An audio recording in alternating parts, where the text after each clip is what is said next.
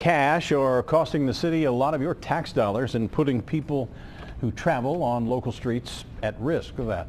The thieves are responsible for stealing more than 50 sewer grates earlier this month. The grates weigh about 150 pounds apiece. When they're missing, they leave gaping holes in city streets, and your tax dollars are being spent to replace them. Local 12's Larry Davis is live in Sayler Park, where many of these thefts have taken place. 150 pounds, that's a lot of weight. It takes, I would think, a big guy or a couple of them to get them out, Larry.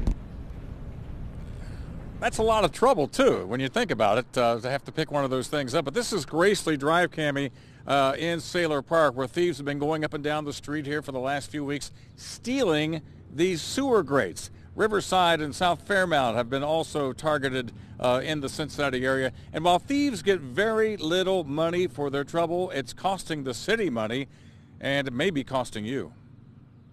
Over a 2-week period this month, 58 of these cast iron sewer grates have been stolen from Cincinnati city streets.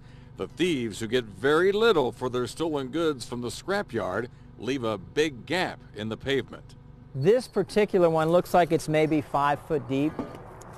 As I say, typically they're anywhere from 3 or 4 feet. They can be as much as 8 feet deep. Rick St. John with the city's Stormwater Management Department says that gap can prove to be downright dangerous.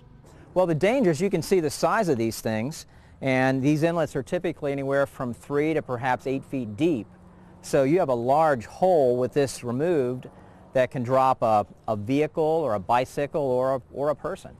St. John says in one case, a dog fell into an open space in the pavement on Knox Street in South Fairmount. No sooner than the grates are stolen, the city replaces them at a cost. The grates, the material costs through the city contract, they're $65 a piece. Private cost or to have a contractor could be easily twice that much. To combat the problem, the city is now using custom locks to keep the grates in place and out of the hands of thieves. Tar and bands are also used. In one recent case, thieves were caught with quite the haul. They had 8 of these grates. These grates weigh 150 pounds apiece, and they had 8 of them in the back of a small car. And Cammie, if my math is correct, I think that comes out to about 1,200 pounds in a small, compact car. I think that car may have been dragging just a little bit.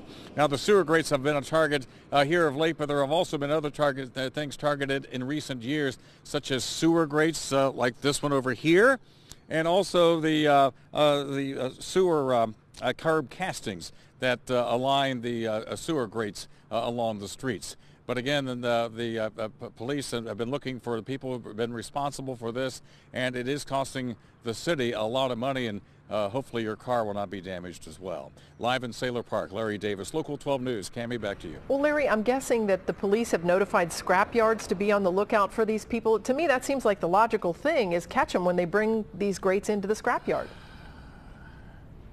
Right, and you know, we've heard over the years that scrap yards have been keeping an eye out for items such as copper and so forth, and they work with police, but sometimes they can go undetected. They may hide them in other places to get them into the scrap yards. Yeah, that's a good question, but they're not always caught, of course. All right, Larry Davis reporting for us. Thank you. And police have made one arrest in the case. Denny Brown is facing charges of vandalism and receiving stolen property.